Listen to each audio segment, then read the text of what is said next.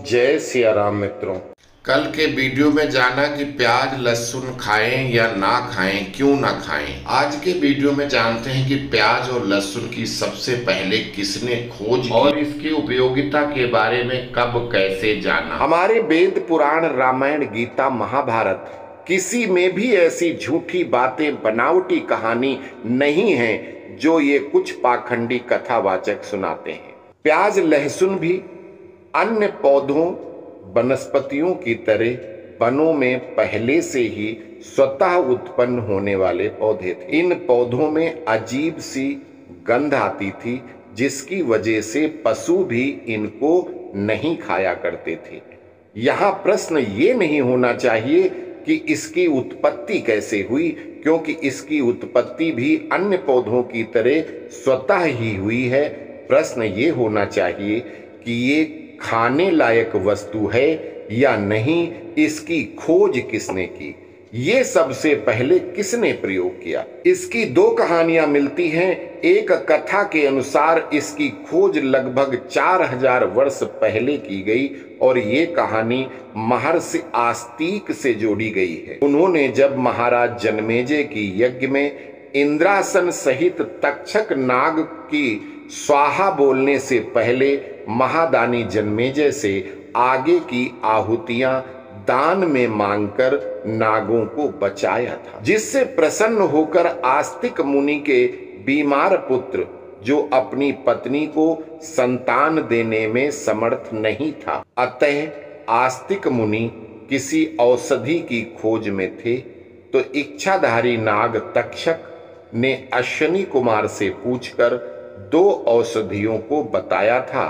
कि जिनके सेवन से युवक के शुक्राणुओं को खाने वाले अन्य परजीवी जो शरीर में ही बन जाते हैं, आज की भाषा में बैक्टीरिया व वायरस के कीड़े कहा जाता है, वो मर जाएंगे और शुक्राणु सबल होंगे, जिससे उसको सहवास की इच्छा जागृत होगी और संतानोत्पत्ति होगी। इस तरह प्याज और लहसुन ऋषि आस्तिक की खोज बताई गई। ये कहानी सत्यता के आसपास लगती है, लेकिन यहाँ एक प्रश्न ये आता है कि महर्षि विश्वामित्र ने त्रेता युग में संजीवनी बूटी की 17 जड़ी बूटियों में लहसुन का जिक्र किया है, जिसका मतलब ये है कि संजीवनी बूटी की सहायक वनस्पति में लहसुन भी डाला गया था।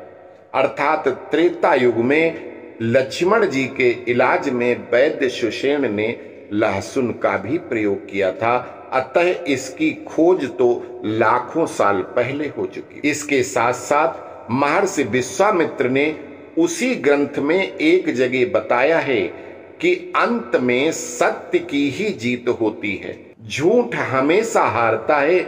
उसमें उन्होंने कहा है कि मेघनाथ के द्वारा जब माता निकुंभला देवी का तप किया जाता है और वो अपने वरदान में कही हुई शक्ति और अजेय रथ मांगता है ताकि वो उसके द्वारा श्री राम और लक्ष्मण का वध कर सके। देवी प्रकट होने लगी और इतने में ही अंगद, हनुमान, जामवंत, विभिन्न सैनिकों और बलवानों तथा विभीषण के साथ लक्ष्मण जी उसी मंदिर में पहुंच जाते हैं और उसकी यज्ञ का विध्वंस कराते हैं, जिससे देवी निकुंभला रुष्ट होकर जाने लगती हैं। तो मेघनाथ उनसे अश्रुपूरित नयनों से माँ माँ कहता हुआ उनके पीछे भागता है। तो ममतामयी माता मुड़कर उसके अश्रु पोंछते हुए कहती हैं कि हे पुत्र, मैं तो वरदान देने ही आई थी, लेकिन तेरे पिता के पाप ने तेरी आयु छीन दी। मेघनाथ कहता है कि माता,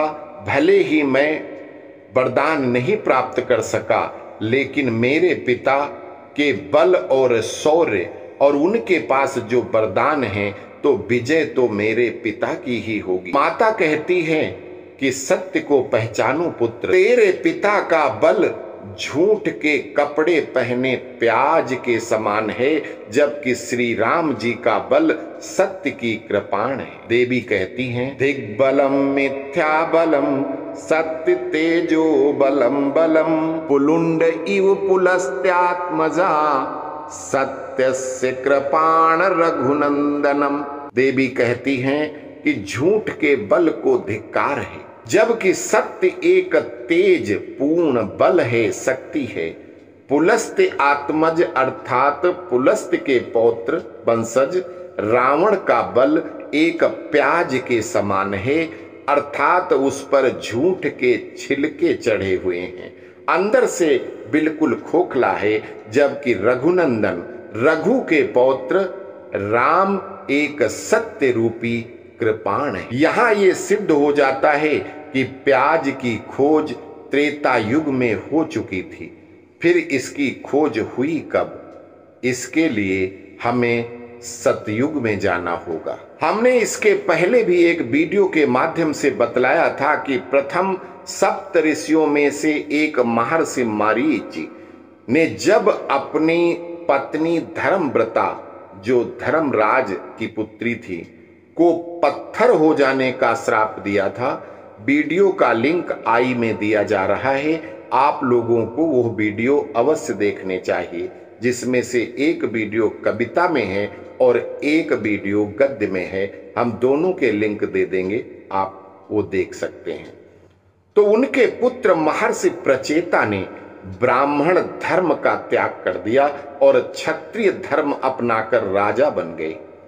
उनका राज्य आज की बलिया से लेकर के आज के ईरान तक था और उस देश का नाम सुसानगर था।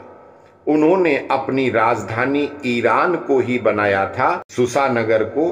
उनके विवाह के बाद 10 पुत्र हुए, जिसमें से उनकी बड़ी संतान महर्षि भृगु हुए और जो सबसे छोटी संतान महर्षि वाल्मीकि हुए, जिन्होंने रामायण की रचना की। महर्षि भृगु ने ब्रह्मचर्य का पालन करने की सोच और ब्राह्मण धर्म अपनाने की शपथ के साथ राजमहल छोड़ दिया और बलिया के जंगलों में तपस्या करने लगे। यहाँ पर आप लोग प्रथम भृगु ऋषि, जिन्होंने भगवान विष्णु को लात मारी थी, वो अलग ऋषि थे, वो स्वयंभू मनवंतर के भृगु थे।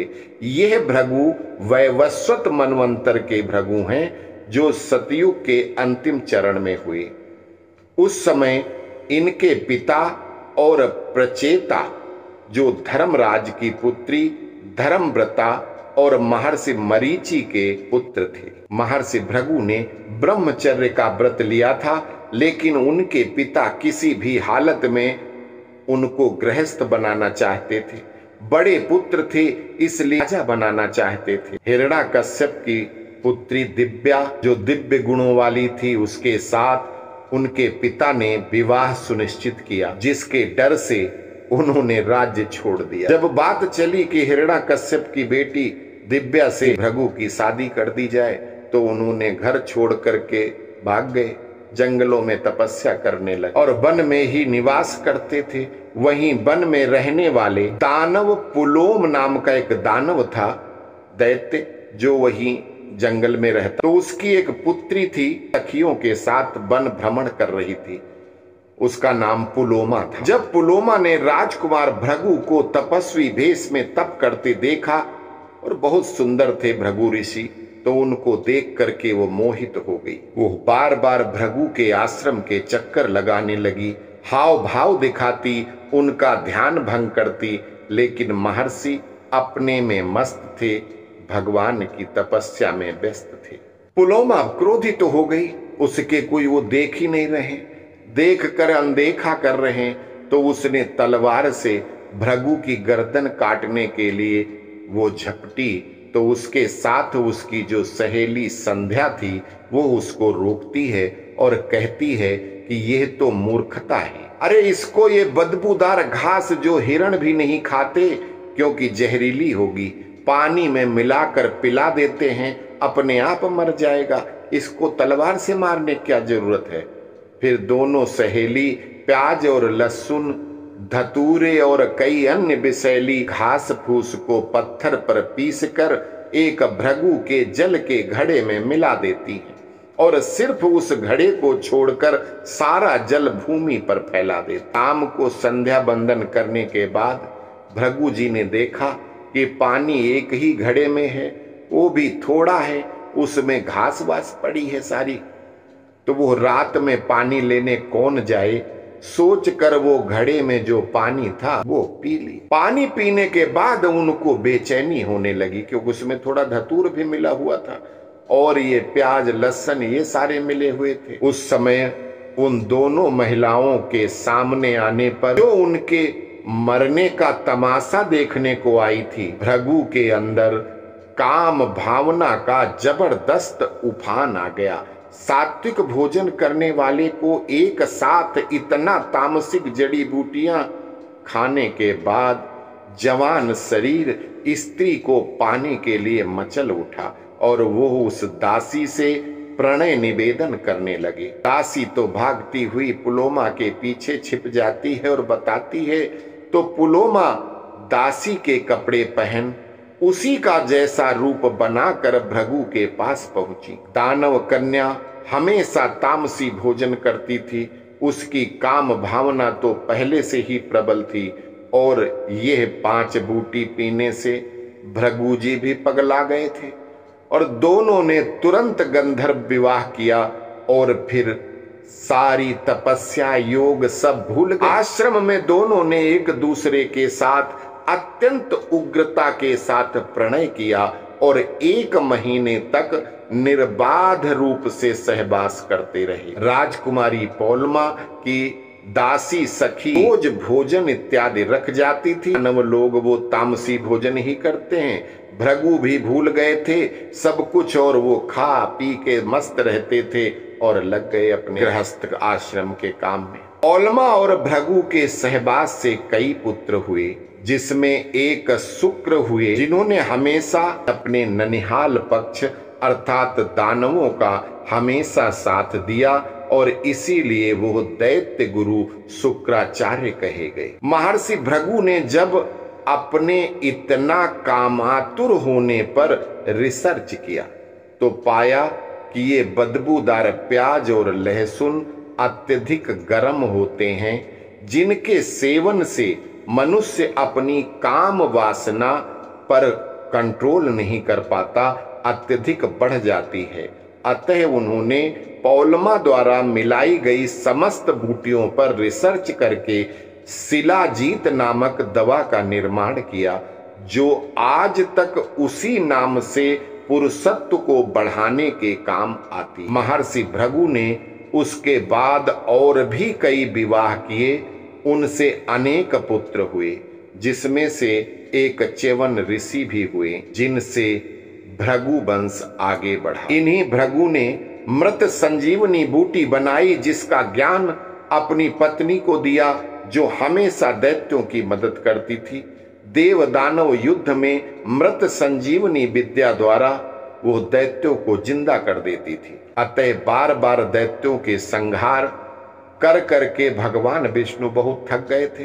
रोज लड़ाई, रोज देवासुर संग्राम होता, देवता पिटते और भगवान विष्णु के पास जाते। भगवान विष्णु उनको युद्ध करना पड़ता, युद्ध करते वो राक्षसों को दानवों को मार देते, फिर वो जिंदा कर दिए जाते। भगवान विष्णु क्रोधित होकर फिर एक दिन चक्र से भृगु की पत्नी का सर काट दिया। भृगु ने पत्नी को पुनः जिंदा कर लिया। यही मृत संजीवनी विद्या भृगु ने अपने पुत्र शुक्राचार्य को दिया, जिससे वो दैत्य वंश को विजय कराते रहे, उनको बार बार जीवित करके, जिसकी कथा आप लोग सुन चुके। तो इस तरह लहसुन और प्याज की खोज अनायास ही महर्षि भृगु और उनकी पत्नी पौलमा, उसकी दासी सहेली संध्या की है। कालांतर में इसकी महिमा सभी दैत्यों को पता चल गई, अतः दैत्य इन दोनों को अपने दैनिक भोजन में प्रयोग करने लगे। प्याज लहसुन खाने से मनुष्य की काम भावना अत्यधिक बढ़ जाती है और इतने हद तक बढ़ जाती है कि मनुष्य पागल हो जाता है। जप तप व्रत उपवास ज्ञान ध्यान तपस्या सब भूल जाता है। इसीलिए इसको तामसी भोजन की संज्ञा दी गई। राक्षसों की एक सबसे बड़ी पहचान है कि वो सबसे ज्यादा संतान बनाकर अपने परिवार का विस्तार करके दुनिया पर शासन करने का स्वप्न देखते हैं। वो अलग बात है कि वो अधर्म से कई बार सक्सेस भी हो जाते हैं, किंतु किसी एक शेरनी का बेटा सामने आ जाता है तो उनकी पैंट गीली हो जाती है। वो चाहे महाराणा प्रताप हो या शिवाजी महाराज हो या पेशवा बाजीराव लक्ष्मीबाई हो। भारत में जितने रेप, लव जिहाद इत्यादि चल रहे हैं, इसके पीछे कहीं न कहीं तामसिक वस्तुएं एवं संस्कार विहीन शिक्षा जिम्मेवार है। विधर्मी तो सबसे ज्यादा मुर्गा, अंडा, प्याज, लहसुन आदि गर्म चीजें खाते ही हैं। अब सनातनी भी उनको फॉलो करता हुआ इन्हीं चीजों का प्रयोग कर रहा है। अतः इनकी सबकी इंद्रियां कंट्रोल में नहीं रहती, जिसके कारण इन धर्मियों को कोई छोटी बच्ची जिसको कुछ ज्ञान तक नहीं है उसको भी नहीं छोड़ते। गांव मोहल्ले या अपरिचित जान पहचान वाले की बेटी की बात तो छोड़ो, ये अपनी खुद की बहन बेटी पर भी गंदी नजर डालने में शर्म नहीं करते। यही कारण है कि धर्म का ह्रास हो रहा है। इसी प्याज लहसुन खाने से महर्षि भृगु की तपस्या बार बार खंडित हुई थी। अतः उन्होंने ही घोषणा की थी कि ये तामसिक वस्तुएं हैं जो मनुष्य का दिमाग खराब करती हैं, इसलिए इनका सेवन किसी ब्राह्मण, साधु, ऋषि आदि को विचलित करके उसके तप को खंडित कर सकता है। अतः इनका सेवन नहीं करना चाहिए। तो मित्रों, इस तरह लाखों वर्ष पहले प्याज लहसुन की खोज हो चुकी थी। धीरेन्द्र शास्त्री, अनिरुद्धाचार्य, चाहे वो देवकी नंदन ठाकुर, ये प्रचार तंत्र से बड़े बड़े स्टार बन सकते हैं, लेकिन धर्म और धर्म के प्रश्नों का उत्तर तो अध्ययन और वेद पाठ से ही जान सकते हैं। अभी इनमें से किसी को भी धर्म की डी नहीं पता और ना ये इतिहास जानते हैं, इसलिए कोई इसको दानों के मल से पैदा बता रहा है, कोई इसको कुत्ते के अंडकोश से उत्पन्न करा रहा है। कथावाचक बनिए, लेकिन जितना मालूम हो उतना बताइए। अगर नहीं मालूम तो ये कहने में कि इसका उत्तर मुझे नहीं मालूम है, इसमें कोई शर्म नहीं आनी चाहिए। भारत की जनता के बारे में तो अंग्रेज कहते ही थे, हिंदुस्तान भेड़िया दसान। हम पढ़ लिख कर भी उसी कहावत को आज तक चरितार्थ कर रहे हैं। हम एक दूसरे के मुख से किसी तीसरे की झूठी तारीफ सुनकर वहां माथा पीटने पहुंच जाते हैं। रामदेव द्वारा शुरू की गई तकनीक बार बार आप लोगों को बताई जाती है, लेकिन आप बार बार आज इस पर, कल उस पर विश्वास करके खुद का पैसा और समय बर्बाद करते हो। अगर भीड़ ज्यादा जो उमड़ रही हो तो पहले समझ लेना चाहिए कि इसमें कुछ न कुछ ठगी का अंश जरूर मौजूद है। एक से एक ठग आते हैं जो खुद के नाम पर, किसी अन्य के नाम पर, कभी वो जिंदा है कभी वो मुर्दा है, उसके ऊपर आप धन दौलत चढ़ाने लगे। आपके भाग्य का समय चक्र चलता है, जैसे दिन के बाद रात्रि और रात्रि के बाद दिन अवश्य आता है, वैसे दुख के बाद सुख और सुख के बाद दुख अवश्य आता है। और इसका संबंध आपके पूर्व में किए गए कर्म से होता है। अगर दुख ज्यादा है तो हंसकर ईश्वर को थैंक यू कहकर हंसकर स्वागत करो। सुख ज्यादा है तो उसको भोगने के चक्कर में अपना समय बर्बाद मत करो। धर्म करते रहो, सत्कर्म करते रहो, ईश्वर का भजन करते रहो। आपके दुख को कोई साईं, कोई औलिया, कोई मजार, कोई बाबा, कोई मुल्ला, कोई फकीर कम नहीं कर सकता। अगर किसी को वहां जाकर तसल्ली मिलती है तो वो किसी का चमत्कार नहीं, बल्कि आपके अपने अंदर का आत्मविश्वास है। आपको खुद पर विश्वास हुआ कि आज मैं साईं के दरबार में आ गया, अब कल्याण हो जाएगा। आत्मशक्ति बढ़ गई और वो काम अपने आप ही संपन्न किया आपने, और क्रेडिट साईं को कर दिया। तो आशा करता हूं कि आप लोगों के प्रश्न, लहसुन प्याज की उत्पत्ति कथाएं आपको अच्छी लगी होंगी। अगर उत्तर हाँ में है तो कृपया सभी मिलकर इन वीडियो को ज्यादा से ज्यादा सनातनी लोगों तक पहुंचाओ। चैनल को सब्सक्राइब करो, अपने दोस्त रिश्तेदारों से सब्सक्राइब कराओ। हमारे पास कोई टीम नहीं है, क्योंकि टीम के लिए धन चाहिए, वो मेरे पास नहीं। YouTube वाले हमारे वीडियो प्रमोट नहीं करते, क्योंकि सनातन विरोधी वीडियो ही वो प्रमोट करते हैं। इसलिए हम हफ्ते में एक ही वीडियो बना पाते हैं। अगर आप लोग चाहते हैं कि रोज आपको किसी न किसी प्रश्न का उत्तर आए, तो आप लोगों को चैनल को सपोर्ट करना चाहिए, ताकि हम भी टीम रख सकें और हफ्ते में एक बार की जगह रोज वीडियो बना सकें। अस्तु, जय सिया राम।